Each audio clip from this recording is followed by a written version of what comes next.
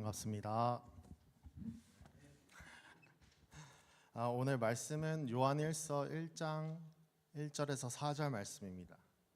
Today's passage comes from 1 John chapter 1 verse 1 through 4. 4절밖에 안 되니까 저희 다 같이 읽겠습니다. 시작. 태초부터 있는 생명의 말씀에 관하여는 우리가 들은 바요 눈으로 본 바요 자세히 보고 우리의 손으로 만진 바라. 이 생명이 나타내신 바 된지라. 이 영원한 생명을 우리가 보았고 증언하여 너희에게 전하노니 이는 아버지와 함께 계시다가 우리에게 나타내신 바 된 이시니라. 우리가 보고 들은 바를 너희에게도 전함은 너희로 우리와 사귐이 있게 하려 함이니 우리의 사귐은 아버지와 그의 아들 예수 그리스도와 더불어 누림이라. 우리가 이것을 쓰면 우리의 기쁨이 충만하게 하려 함이라. 아멘. 아멘. 여러분들은 교제라고 하면 무엇이 떠오르나요? 우리 교회로 예를 들어보면 예배가 끝난 후에 다 같이 친교실에 모여서 함께 식사하고 대화를 나누는 아마 그 시간 정도가 생각날 것 같습니다. 서로 안부를 묻고 주중에 있었던 일들을 묻고 기도 제목을 나누기도 합니다. 이런 얘기를 하죠. 어떻게 지냈어요? 요즘 건강은 어떠세요? 이외에도 돈 얘기도 하고 정치 얘기도 하면서 다양한 이야기를 합니다. 이렇게 자연스러운 대화가 이어지고 함께 웃고 식사를 나누며 시간을 보냅니다. 그 시간은 참 따뜻하고 우리 교회 가족 같은 분위기를 느낄 수 있는 귀한 시간입니다. 그런데요, 여러분, 교제라는 것이 단순히 이렇게 친교실에서 나누는 대화와 식사만을 의미하는 것일까요? 오늘은 우리가 흔히 생각하는 교제의 모습, 그 너머에 더 깊은 의미에 대해서 같이 살펴보려고 합니다. 사도 요한이 오늘 말씀을 통해서 그 의미를 아주 잘 보여주고 있습니다. 요한 1서가 기록된 시기는 대략 주후 85년에서 95년경으로 추정됩니다. 이때 요한의 나이가 약 90세 정도였을 거라고 학자들은 입을 모아 이야기합니다. 그런데 이 노년의 나이에 그가 기록한 요한 1서를 읽다 보면 사도 요한의 너무나도 간절한 설득이 드러납니다. 이 말년에도 사도 요한은 기독교 진리를 수호하기 위해서 정말 열심히 싸우고 있다는 것을 우리는 느낄 수 있습니다. 오늘 말씀은 요한이 에베소에 있는 교회에게 편지를 보내는 것입니다. 이때 초대교회에는 굉장히 큰 문제가 하나 있었는데 그 중 하나가 바로 영지주의라는 가르침이었습니다. 영지주의. 여러분, 영지주의라는 이 말이 직접적으로 등장하지는 않지만 성경의 신약을 기록하는 데 배경으로 쓰이는 경우가 너무 많아요.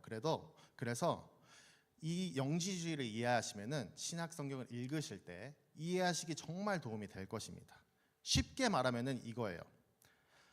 영지주의자들은 이렇게 생각했습니다.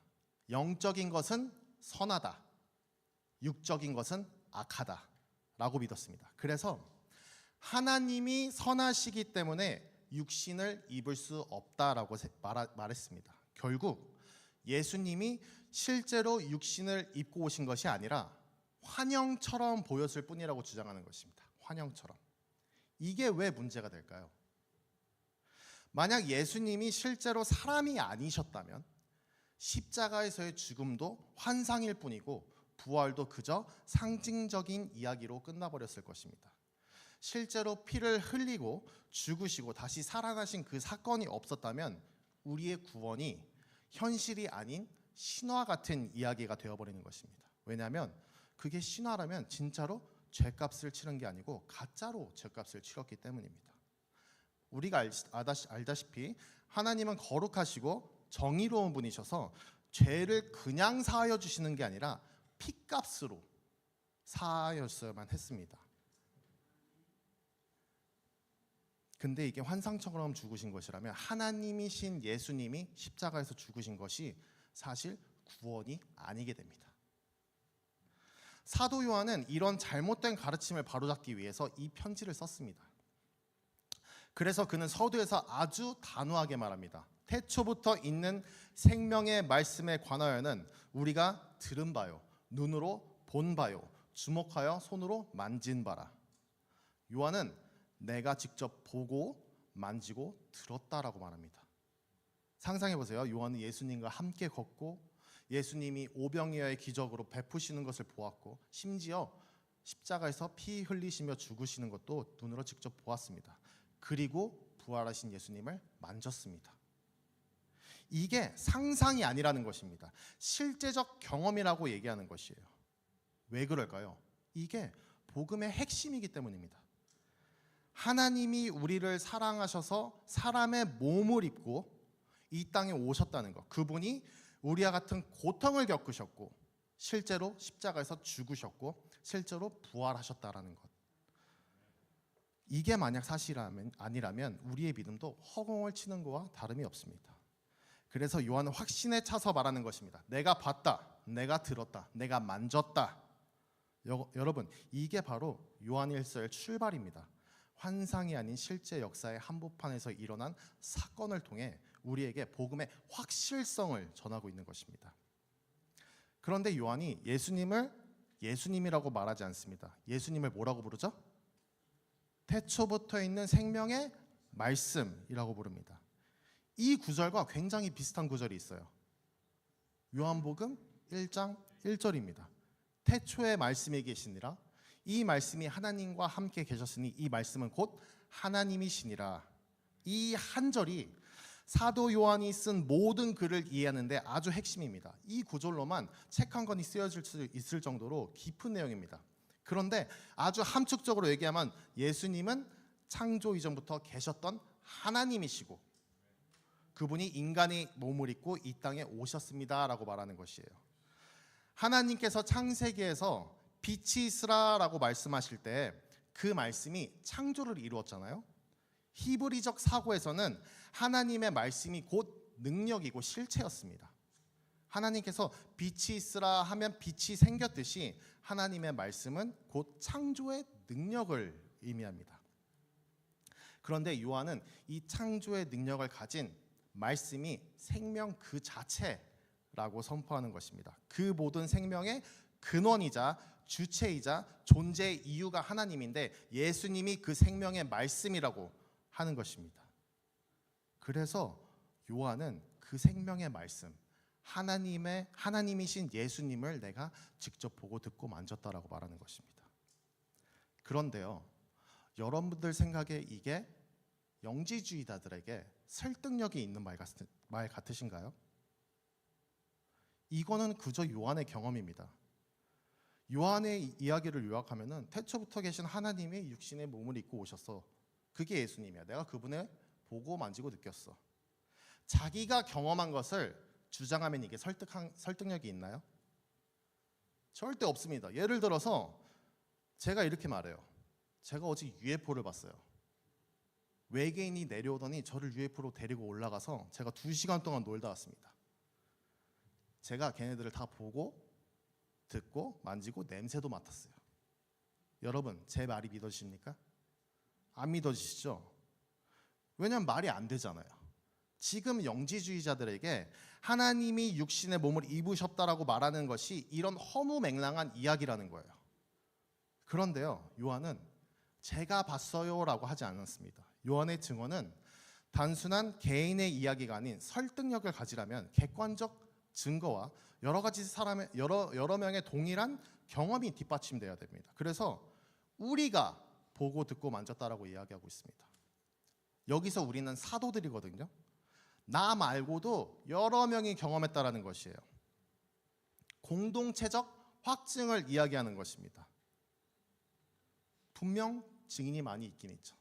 그런데 저는요, 여기에서도 설득이 되지 않습니다. 왜냐면요, 같은 단체잖아요. 같은 단체. 똑같은 걸 믿고 있는 사람들이 똑같은 주장을 하면은 신빙성이 떨어지죠. 그렇죠? 그런데 이게 결정적으로 설득력이 있는 이유가 있습니다. 여러분, 제가 아까 사도 요한이 이 편지를 쓸 당시 나이가 몇 살 정도라고 했죠? 90세 가까운 노인이었습니다. 그럼 다른 사도들은 이때 뭘 하고 있었을까요? 모두 다 순교했습니다. 전승에 따르면 베드로는 로마에서 거꾸로 십자가에 못 박혀 죽었고, 바울은 참수형을 당했습니다. 도마는 인도에서 복음을 전하다 창에 찔려 순교당했고, 야고보는 헤롯에게 칼을 맞아 죽임을 당했습니다. 이들이 순교할 때 요한은 살아남아 마지막으로 남은 증인이 된 것입니다.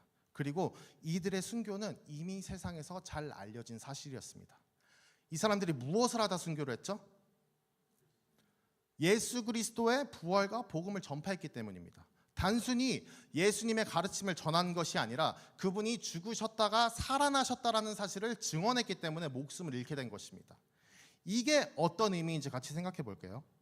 만약 그들의 증언이 거짓이었다면 누가 목숨 걸고 끝까지 이 증언을 지킬 수 있었을까요? 사람들이 거짓말을 할 때에는 어떠한 이익이 있기 때문입니다. 그러나 사도들이 예수님을 전하면서 얻은 것이 무엇이었을까요? 매맞음, 핍박, 감옥, 죽음뿐이었습니다. 세상적인 이익이 아닌 오직 복음에 대한 확신이 그들의 그리스도의 죽음과 부활을 전하는 삶을 이끌었다는 것입니다. 더 중요한 것은 그들 중 아무도 배신을 하지 않았다는 것입니다. 만약 그들이 꾸며낸 이야기를 했다면 목숨이 위험받았을 때 포기하지 않았을까요?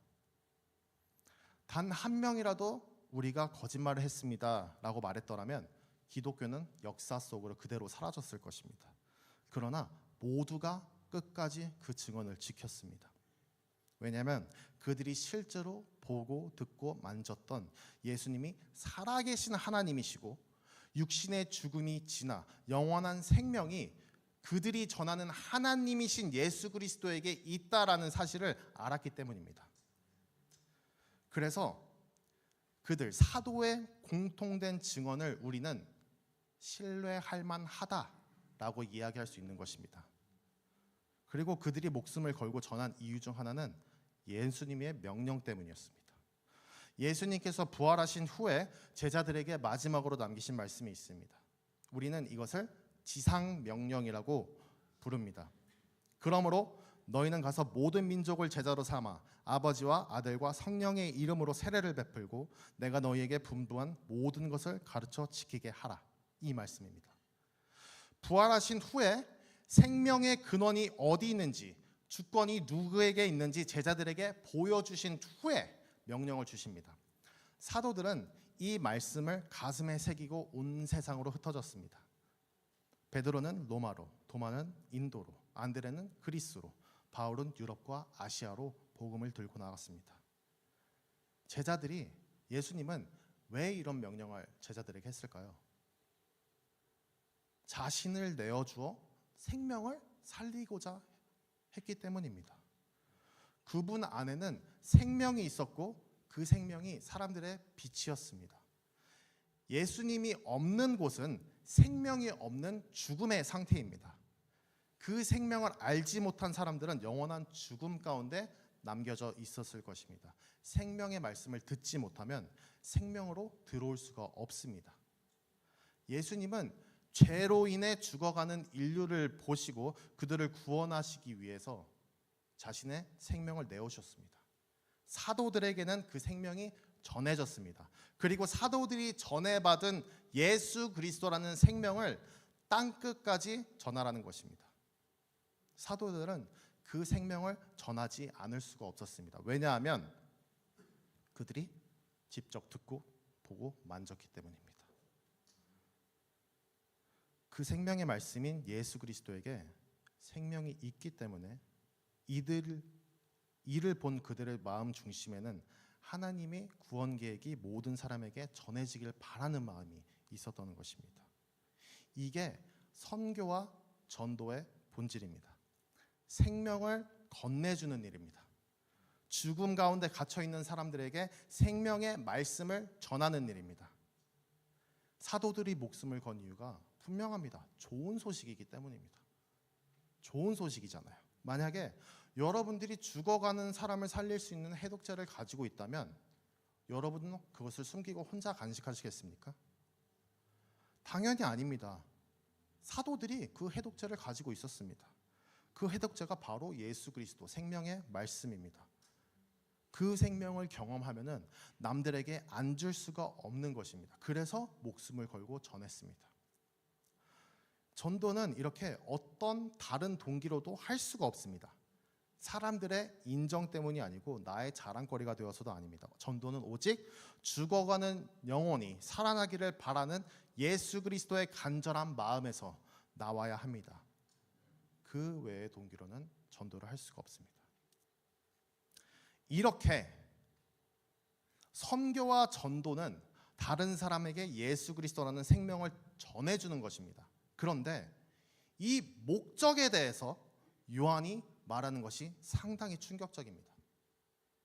3절을 다 같이 볼까요? 3절에서 이렇게 얘기합니다. 우리가 보고 들은 바를 너희에게 전함은, 이 복음을 전함은 너희로 우리와 사귐이 있게 하려 함이니. 저는 이 본문을 보고 머리를 띵 한 대 맞은 것 같았습니다. 여러분, 우리는 보통 선교의 목적을 구원이라고 생각합니다.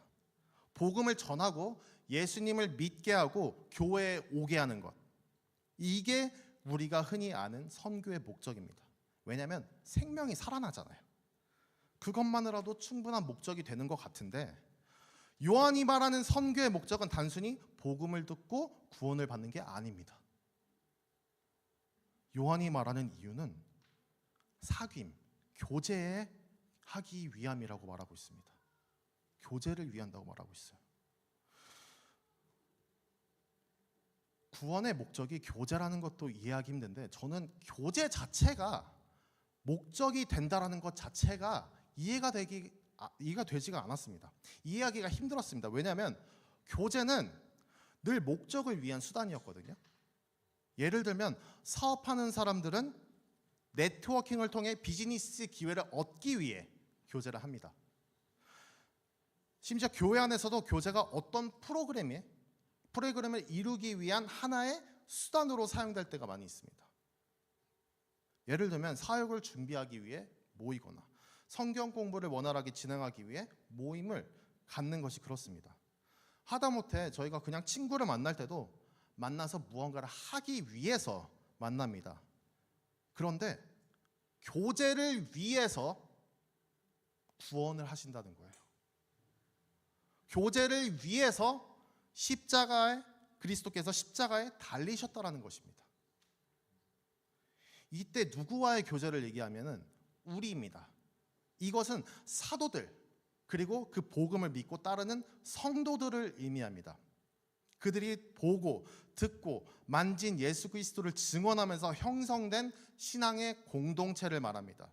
요한은 선교의 목적이 단순히 예수님을 믿게 하는 것에서 끝나는 것이 아니라 신앙 공동체, 즉 교회가 누리고 있는 그 교제 안으로 들어가는 것이라고 말을 하는 것입니다. 여러분, 이 말에 대해서 어떻게 생각하시나요? 우리 교회에서 일어나는 교제가 복음의 구원의 목적이 될 수 있다고 생각하시나요? 제가 지금까지 사도들이 목숨을 걸고 전하며 90살이나 된 요한이 싸워 지키고자 하는 그 진리, 그 복음의 목적이 이 교제라는 거예요. 예수 그리스도의 생명을 전달하는 그 거룩한 선교의 목적이 우리 교회 안에서 교제로 완성된다는 사실에 대해서 우리 교회에 참석하는 한 사람 한 사람으로서 자신 있게 말할 수 있습니까? 이것은 결코 가벼운 질문이 아닙니다. 우리 교회 안에서 나누는 그 시간들, 예배 후에 함께 나누는 대화, 식사, 서로의 안부를 묻고 삶을 나누며 기도하는 그 시간들이 정말로 복음의 궁극적인 목적이 될 수 있냐라는 것입니다. 우리가 솔직히 교제를 얼마나 중요하게 생각했나요? 예배 시간에 말씀을 듣고 찬양하고 기도하는 것에 비해서 예배 후의 교제 시간은 단순한 식사 시간 혹은 가벼운 대화의 시간으로 여겼습니다. 예배가 끝나면 우리는 이렇게 생각합니다. 이제 예배 끝났으니 밥 먹으러 가자. 간단하게 얘기하고 집에 가야지. 그 시간이 단지 편하게 쉬는 시간 정도로만 여겨지지 않았나요? 성경은 그렇게 말하지 않습니다. 사도 요한뿐만 아니라 이 교제에 대한 중요성에 대해서 성경은 분명하게 이야기하고 있어요. 예수님도 공생애 동안 끊임없이 하신 게 가르친 것만뿐만이 아닙니다. 예수님의 가르침에 이어서 항상 이어지던 것이 교제입니다. 또 사도행전 2장 42절을 보면 성도들은 사도의 가르침을 받고 교제하며 떡을 떼며 기도하기를 힘썼다라고 기록하고 있습니다. 이 말씀의 기초에서 초대교회의 예배라는 것이 형성이 됐어요. 예배라는 것이. 이들의 예배는 성전에서 끝나지 않았습니다. 집에서 떡을 떼면서 서로의 삶을 나누면서 깊은 교제로 이어져 갔습니다. 초대교회의 관점에서 본다면 예배의 클라이막스는 교제입니다. 왜냐하면 예배를 통해 받은 하나님의 은혜가 서로의 삶 속에서 실제로 나누어지는 시간이기 때문입니다. 예배 중 하나님과의 수직적 교제가 이루어졌다면 예배 후에 친교는 그 은혜가 수평적으로 흘러가서 서로를 격려하고 세워주는 시간인 것입니다.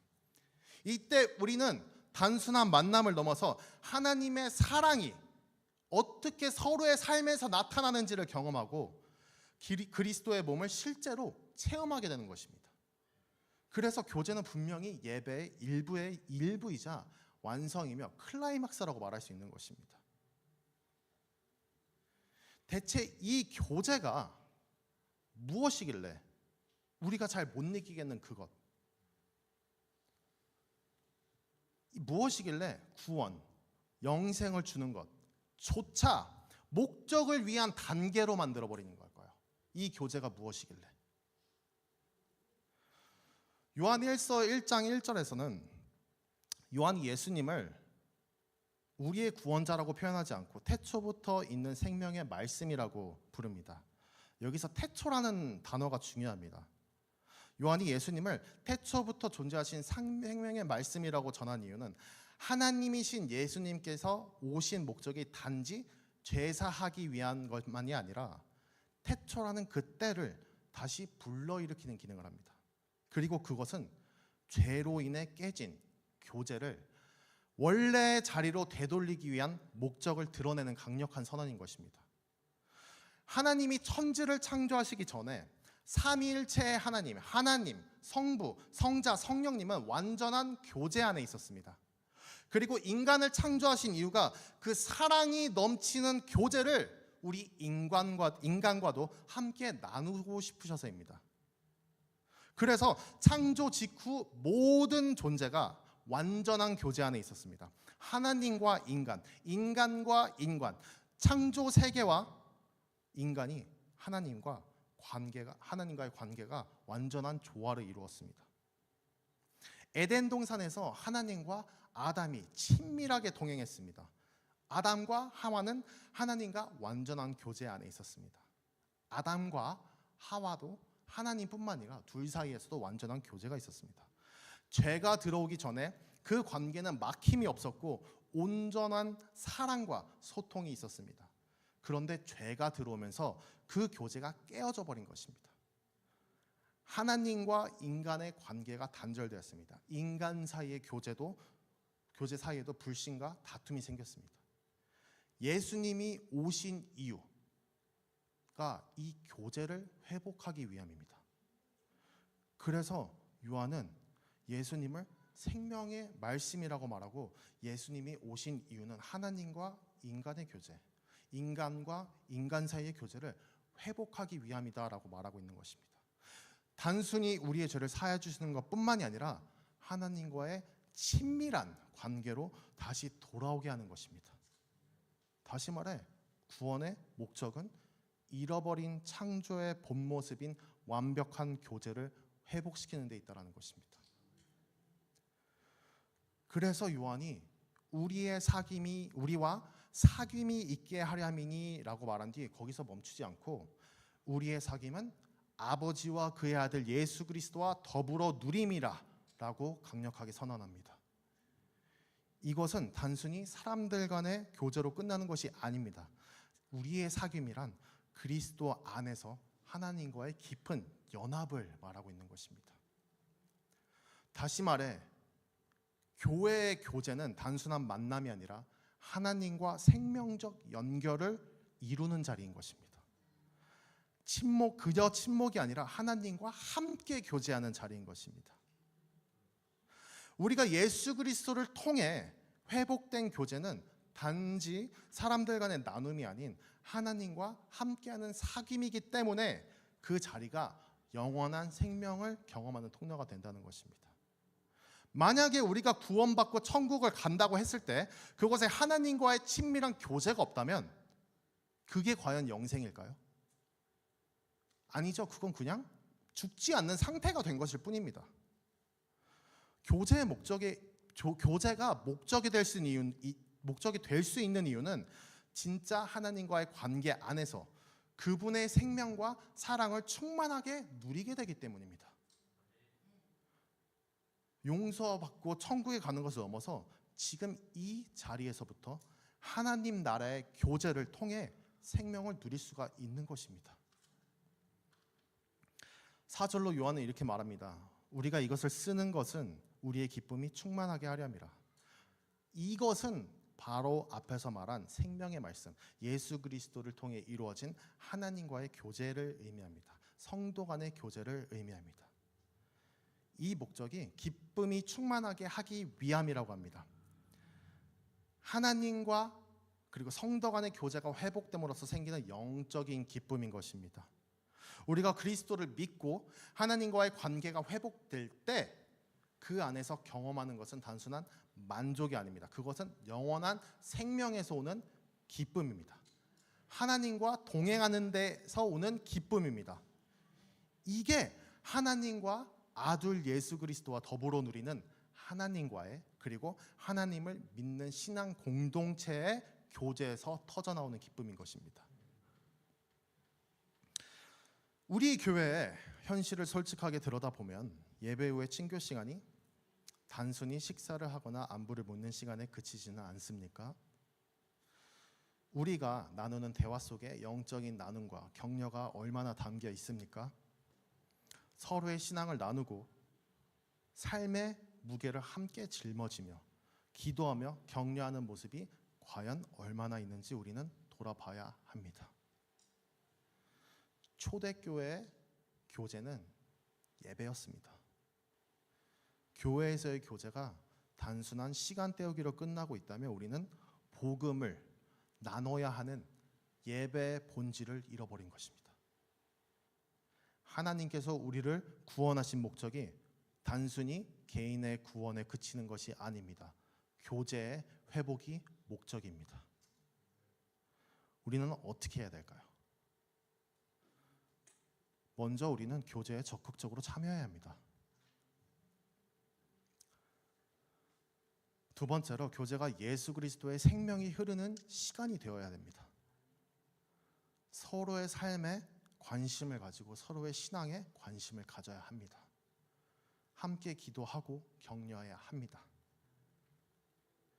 왜냐하면 지난 1년 동안 우리 교회에서 끊임없이 말했던 그 복음의 목적이 나의 구원이 아닌 완성된 완전한 교제에 있기 때문입니다. 여러분, 그래서 우리는 그냥 만나도 됩니다. 목적이 없어 보이고 단순한 시간처럼 보일지도 모르지만 하나님의 생명이 그 안에 흐르고 있다면 그것만으로도 그 만남은 충분한 것입니다. 쓸데없이 뭐하러 만나냐고 저도 어릴 때 얘기 많이 들었거든요. 그런데 그 시간이 우리에게 은혜가 되고 서로를 살리며 예수 그리스도의 사랑이 흘러가게 만드는 통로가 되면 그게 우리가 구원받은 목적이 되는 것입니다. 그냥 만나도 돼요. 그리고 나누세요. 그럼 교제는 하나님의 일하심을 경험하는 자리가 되는 것입니다. 이게 요한이 이야기하는 교제의 본질입니다. 영지주의자들은 육체를 악하다고 밀었습니다. 그들은 육체를 악으로 규정함으로써 영이신 하나님께서 육체를 가지고 있는 우리를 만나시기 위해 육체를 입고 오셨다라는 그 놀라운 사실을 부정한 것입니다. 다시 말해 그들은 육과 영을 뛰어넘는 교제의 본질을 이해하지 못한 것입니다. 예수님이 다시 오신 이유는 분명히 죄로 인해 단절된 하나님과의 교제, 성도 간의 교제를 다시 회복하기 위함입니다. 우리가 이 교제를 놓쳐서는 안 됩니다. 하나님과의 교제를 깊이 누리며 성도 간의 교제를 소중히 여겨야 합니다. 우리가 나누는 그 교제 안에는 하나님이 계십니다. 복음 전파의 목적이 교제를 위한 것인 만큼 우리가 교회에 와서 다른 거를 목표 삼는 게 아니라 하나님과의 교제, 성도님들과의 교제가 목적이 되기를 간절하게 소망합니다. 다 같이 일어나서 다 같이 찬양할까요?